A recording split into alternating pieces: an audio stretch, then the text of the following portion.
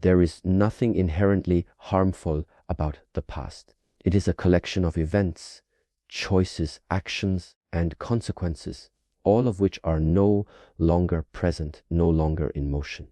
It simply exists in memory. But memory is not passive. When you carry it forward into the present moment with emotion, especially unresolved emotion, it begins to shape how you see, how you speak, and how you act. What was once a lesson, if not understood or accepted, begins to rot.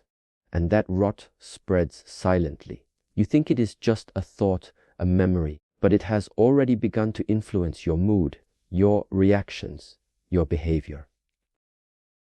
Many believe they are only remembering, but remembrance can be either neutral or binding. It becomes binding when emotion resurfaces. Guilt, shame, resentment, hatred. These emotions, when stirred repeatedly, don't fade with time. They deepen their roots. Each time you recall what someone did to you, or what you failed to do, or what you lost, and you relive that moment without clarity or distance, you reopen the same wound. This is not memory anymore. It is self-inflicted damage. The past begins to relive itself inside you, and you begin to treat others and yourself as if you are still in that moment. This is how the past becomes poison, not because of what happened, but because of your unwillingness to place it where it belongs, behind you. There is a difference between remembering a fire and sitting inside it. Many people say they cannot move on. But the truth is, they will not put the flame out. They keep feeding it. With thoughts, with conversations, with imagination. They create entire identities around what they suffered, so much so that healing would feel like loss. And so they protect the poison, not realizing that it is what makes their life bitter. This poison is subtle. It does not scream. It whispers. It shows itself in small moments, in mistrust, in overreaction, in fear of the future, in hesitation to love, to try, to believe. You may not even notice its influence until you look closely. Why do you keep choosing people who hurt you? Why do you reject opportunities before they begin? Why does your inner voice sound more like an enemy than a friend? These are signs that the past has planted itself deep in the soil of your present, not as guidance, but as a toxin. To let go is not to deny. It is to stop feeding the memory with new energy. The past is not alive unless you keep it so. Clinging to it turns it into a cycle, a pattern that repeats. What you carry shapes how you walk. And if your hands are full of old pain, they are not open to receive anything new. The weight of unhealed memory slowly crushes your ability to live freely. Not because life is cruel, but because your grip is too tight on what no longer exists. What is not released becomes residue, and residue left too long, like poison, will seep into everything. We are often taught to look outward when seeking the source of our suffering. We point to what others did, to what circumstances stole from us, or to what fate denied. But rarely do we look within, not with honesty. The truth is that much of the pain we experience now is not from the original wound, but from the blade we continue to twist long after the strike. What was once done to us becomes what we now do to ourselves. This is the essence of self-sabotage when the enemy has long left, but we have taken over their role. Self-sabotage wears many disguises. It may sound like perfectionism, but it's really fear of failure. It may appear as procrastination, but underneath is a belief that success isn't deserved. It may look like detachment, but it often hides a deep fear of being seen, known, and possibly hurt again. These are not conscious choices. They are habits born from old wounds. The longer these habits go unexamined, the more natural they feel. We begin to mistake dysfunction for personality and survival mechanisms for identity. The most dangerous part of self-sabotage is its silence. It doesn't shout, it whispers when you're alone. It tells you not to try because it might go wrong. It tells you not to trust because you've been betrayed before. It convinces you that you are only being realistic when in fact you are being ruled by ghosts. And like any whisper repeated enough times, it becomes a voice you no longer question. You accept it as your own, unaware that it came from a moment you never truly healed from. This is why many never grow, even when opportunities are placed before them. Deep inside, they are still living from the perspective of the hurt child, the rejected friend, the overlooked worker, the betrayed lover. And so they make decisions that align with those identities. They shrink themselves before anyone else can. They leave before someone else has the chance to abandon them. They sabotage the potential for joy because past pain has taught them that joy is only borrowed, never owned. And so they stay in the cycle, not because they are weak, but because they are unaware. To confront self-sabotage is to realize that you are not only the victim of your past, you may also be the current enforcer of it. No one is coming to imprison you again, yet you may still live behind emotional bars. These invisible patterns form walls, and inside those walls, life feels safe but small. You are not being held back by others. The lock is on the inside, and until you see this clearly, you will keep calling it bad luck or life being unfair, when in fact it is your own unconscious hand that pulls you backward. The past is powerful, but its power is neutral. It depends on how you relate to it. Like fire, it can burn or it can warm. Every experience, whether joyful or painful, contains a lesson. And every lesson, once integrated, becomes wisdom. But when you do not take the time to understand, to reflect, and to let go, the same past that could have freed you becomes a prison. You remain confined by events that no longer exist, trapped by emotions that belong to moments long gone. What was meant to teach you ends up defining you. Too many people live as if their story has already been written. This is just how I am, they say, or I've always been this way. But personality is not fixed.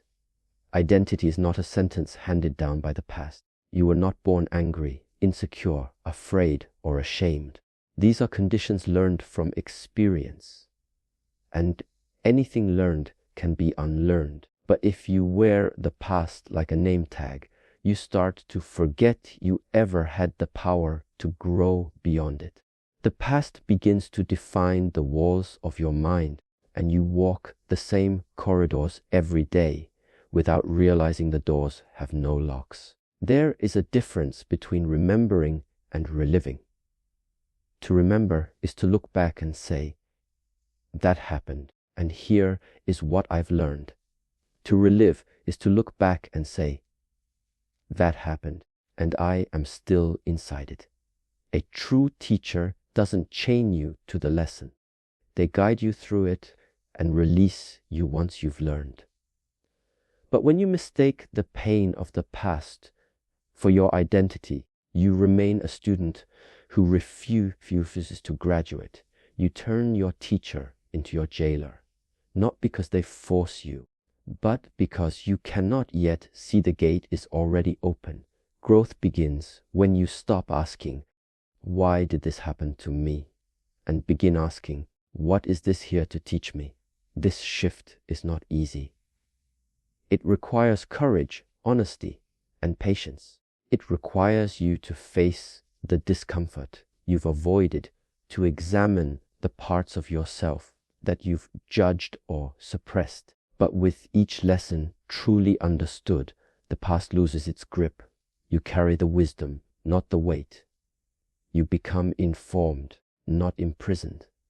This is how the same experience that once broke you can eventually become the root of your strength. But the mind is tricky. It can disguise attachment as reflection. You might believe you are learning when in truth you are looping, playing the same scene, feeling the same regret, expecting a different outcome that never arrives. Reflection must have movement. It must take you somewhere new. If all it does is bring you back to sorrow, anger, or blame, then it is not learning. It is looping. And looping is a form of imprisonment. The past does not bind you.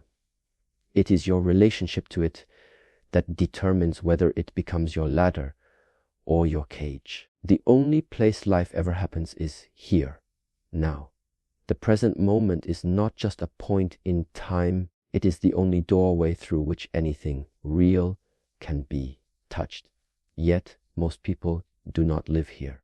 They drift through their days with eyes turned backward, revisiting memories, reanalyzing decisions, regretting or romanticizing what can no longer be changed. Or they look too far ahead, lost in anxieties and imagined outcomes. In both directions, past and future, they are absent from the only moment where freedom is possible. To be present is not passive. It is not simply not thinking about the past. It requires deep engagement with what is unfolding now. This means feeling fully, seeing clearly, acting deliberately. Presence allows clarity, and clarity is the beginning of freedom. When your attention is not scattered by old wounds or future fears, your actions become aligned with what truly matters. But when you are absent from the now, your life becomes a reaction, not a creation. You are no longer living, you are replaying. Many suffer not because of what is happening, but because of what was or what might be. Someone may sit in silence, but internally they are in conflict, replaying an argument, reliving an old shame, preparing for a threat that doesn't yet exist. The body is here, but the mind is somewhere else entirely. This disconnect becomes suffering. You may feel trapped, but the cage is not around you. It is the story running through your mind, a story rooted in a time that is no longer real. Freedom cannot be found there. It only begins the moment you come back here. Being present does not mean you forget what came before. It means you stop living from it. You acknowledge the past, but you stop giving it authority over your choices. You prepare for the future, but you don't let it rob you of peace now. Just like you cannot breathe yesterday's air or drink tomorrow's water, you cannot live fully while your awareness is stuck in another time. Presence is not a denial of memory or ambition. It is the discipline of not allowing either to hijack the moment at hand. The mind will resist this. It will tell you that thinking about the past is necessary to understand. It will insist that worrying about the future is a sign of responsibility. But watch closely. Is that truly helping or just keeping you distracted? Is your reflection helping you grow, or is it making you smaller? Is your planning bringing peace, or is it rooted in fear? These are questions presence teaches you to ask. And in that awareness, you begin to sense a rare and subtle power. The power to act freely, to feel deeply, and to choose with wisdom. And that power can only ever exist now. Transformation is not just about becoming something new. It is equally about letting go of what no longer serves. Just as a snake must shed its old skin to grow, the human spirit must release outdated beliefs, identities, and attachments to move forward. Many desire change. They speak of growth, of peace, of becoming stronger, wiser, freer. But desire alone is not enough. You cannot fill a cup that is already full, and you cannot evolve if you are still clinging tightly to the past that shaped you. The first act of transformation is release. Release does not mean rejection or denial. It means allowing something to complete its cycle. A belief you once needed to survive may now be keeping you small. A story you once told yourself to explain your pain may now be distorting your view of the present. Yet people often hold on to these things because they feel familiar, and familiarity gives a false sense of safety. But comfort and growth rarely coexist. What you do not release begins to decay. And the more you carry what has expired, the heavier your journey becomes. Some people carry pain like armor. They believe it protects them. They believe that if they stay angry, they won't be hurt again. If they remain guarded, they won't be abandoned. But this armor also keeps out light, love, and new experience. Release is the unbuckling of that armor. It is the quiet courage to feel without clinging, to remember without reliving, and to forgive, not for the other, but for your own peace. Forgiveness is one of the deepest forms of release, not because it excuses harm, but because it breaks the chain between the past and the present. This is why true transformation often feels like loss at first. You may feel as though something important is slipping away.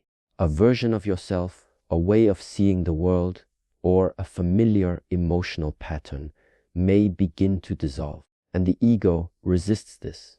It wants to hold on to identity, to story, to the illusion of control. But this resistance is what keeps you stuck. Letting go is not weakness.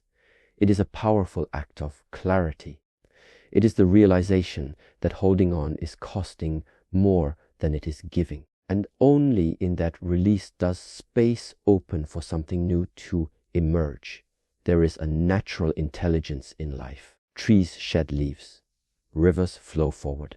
The body exhales.